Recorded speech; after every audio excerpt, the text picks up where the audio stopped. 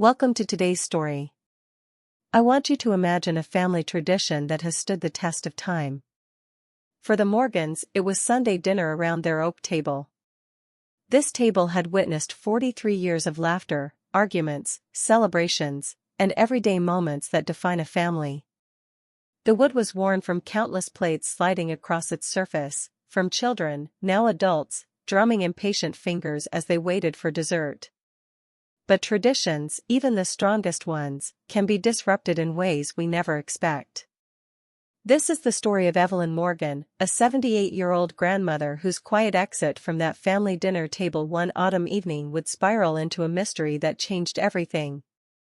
When she walked away without a word, no one thought much of it. Perhaps she needed a moment alone, or was fetching something from the kitchen. No one could have imagined that she wouldn't return that night. Or the next. Or the one after that. But when Evelyn Morgan finally did come back into their lives, she brought with her not just her presence, but a secret she'd kept hidden, one that would ultimately save them all from a fate she had been silently battling alone. This is a story about memory. About family. About the lengths we go to protect those we love, even from ourselves. And about how sometimes, the greatest act of love is walking away. Evelyn Morgan was the kind of grandmother you'd find in heartwarming movies, the ones that make you miss your own family.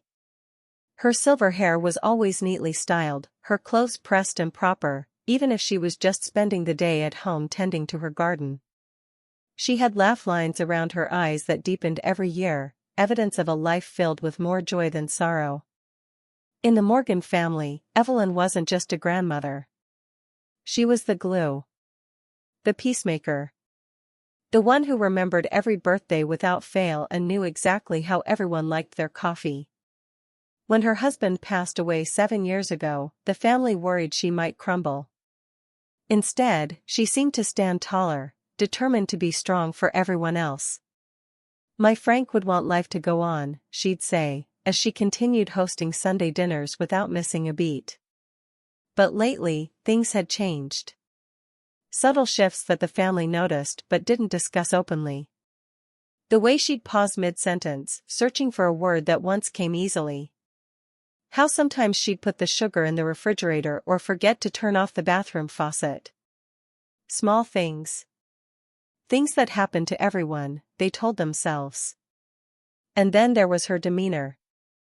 The vibrant woman who once commanded the kitchen with the precision of a 5-star chef now seemed distant. Like she was physically present but mentally elsewhere.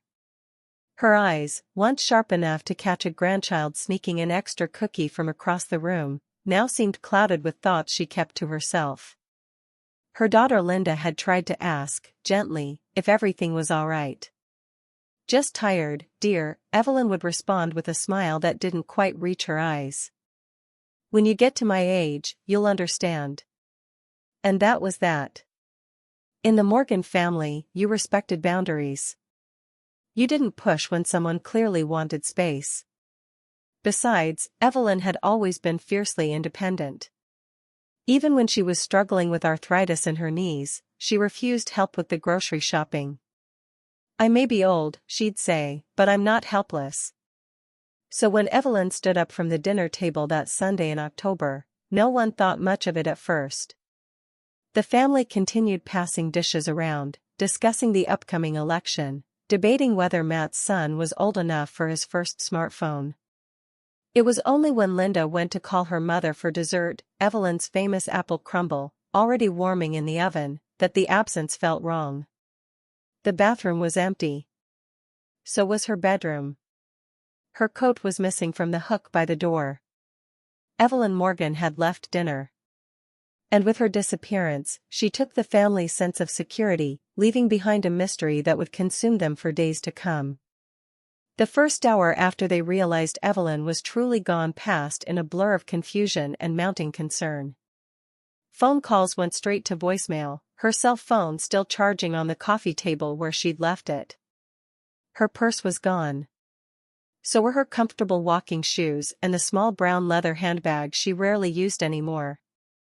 Maybe she just needed some air, Matt suggested, though his voice betrayed his worry. Grandma sometimes takes walks when she needs to think. But darkness had fallen hours ago, and the October air had a sharp bite to it. Not the kind of night an elderly woman should be wandering the streets alone. By midnight, panic had fully set in. Linda paced the living room, her husband Tom making calls to nearby hospitals. Matt and his wife Sarah drove through the neighborhood, checking parks and the 24-hour diner Evelyn sometimes visited for their peach cobbler. Nothing. "We need to call the police," Linda finally said, her voice cracking. "Something's wrong. Mom would never just leave without saying anything. Never." The officers arrived quickly, respectful, thorough, but with that practiced neutrality that comes from handling hundreds of missing persons cases. They took down Evelyn's description, asked about her mental state, her physical health, any recent changes in behavior. "She's been more forgetful lately," Linda admitted, the words feeling like a betrayal somehow. "But not enough to wander off. She knows where she lives. She knows who we are." The officer nodded, making notes. "Any financial troubles? Arguments with family members? Has she ever gone missing before?" The questions felt invasive, yet necessary. The answer to all was no. They searched the house more thoroughly then, looking for clues. It was Matt who found the first strange detail: Evelyn's address book was missing from her bedside drawer. And when they checked her closet, they realized her small overnight bag was gone too. This wasn't a confused elderly woman wandering off. This was deliberate. "She packed a bag," Matt said, his tone a mixture of relief and deeper concern. "She meant to leave. But why? Where would she go? And why not tell anyone?" The next morning brought no answers. Linda barely slept, jumping at every sound, hoping it was her mother returning. She called Evelyn's few remaining friends, distant relatives, even her mother's doctor, who couldn't reveal medical information but assured Linda that her mother had seemed alert and oriented at her last visit 3 weeks ago. By the second day, local news had picked up the story. "Elderly woman missing from family home" appeared on the evening broadcast, alongside Evelyn's smiling face from last Christmas. The photo showed her holding up a hand-knitted sweater she'd made for her youngest grandchild, beaming with pride. That image, of Evelyn healthy, happy, present, made her absence all the more painful. What the family didn't know, what they couldn't have known, was that Evelyn's disappearance was neither accident nor impulse.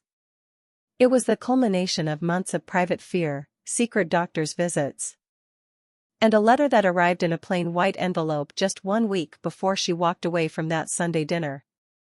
A letter that held both a diagnosis and a lifeline. 6 months before her disappearance, Evelyn Morgan had noticed something was wrong. It started small, misplacing her reading glasses more frequently, having trouble remembering the names of her neighbors' grandchildren. Things anyone might attribute to normal aging. But Evelyn knew her mind. She'd completed the New York Times crossword puzzle every Sunday for decades. She managed her own finances, remembered every family birthday without a calendar, and could still recite poems she'd learned in high school. So when she found herself standing in her pantry, unable to remember what she'd come for, a cold fear washed over her that had nothing to do with forgetfulness and everything to do with recognition. She'd seen this before.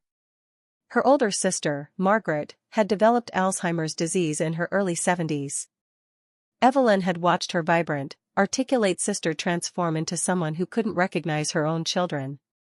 Who became agitated and confused. Who eventually stopped speaking altogether.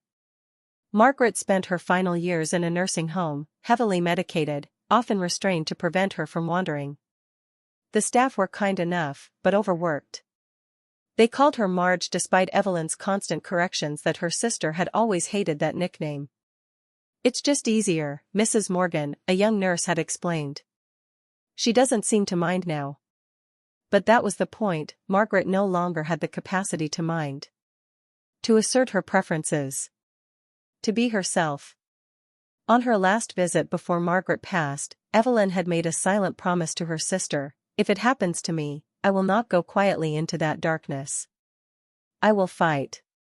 And I will never put my family through watching me disappear piece by piece. So when the moments of confusion became more frequent, when she found herself having to concentrate harder to follow conversations, when she caught Linda watching her with worried eyes after she'd asked the same question twice in 10 minutes, Evelyn made an appointment with a neurologist. She went alone. Told no one. Sat through cognitive tests and brain scans with a stoic expression that betrayed none of her terror. The diagnosis, when it came, confirmed her worst fears: early-stage Alzheimer's disease. The doctor was kind, explaining treatment options, medications that might slow progression, recommendations for lifestyle changes. "And you should tell your family," he'd urged gently. "Support systems are crucial in managing this disease." Evelyn had nodded, accepting his pamphlets and prescriptions. But in her heart, she had already begun forming a different plan. Because what the doctor couldn't understand was that Evelyn Morgan had spent her entire life being the support system. She was the shoulder others cried on. The steady hand in a crisis. The one who fixed problems, who maintained calm when everyone else panicked. The thought of becoming a burden, of watching her family rearrange their lives to care for her, of seeing pity in their eyes, was unbearable. Worse still was imagining herself diminished in their memories. She wanted them to remember her whole.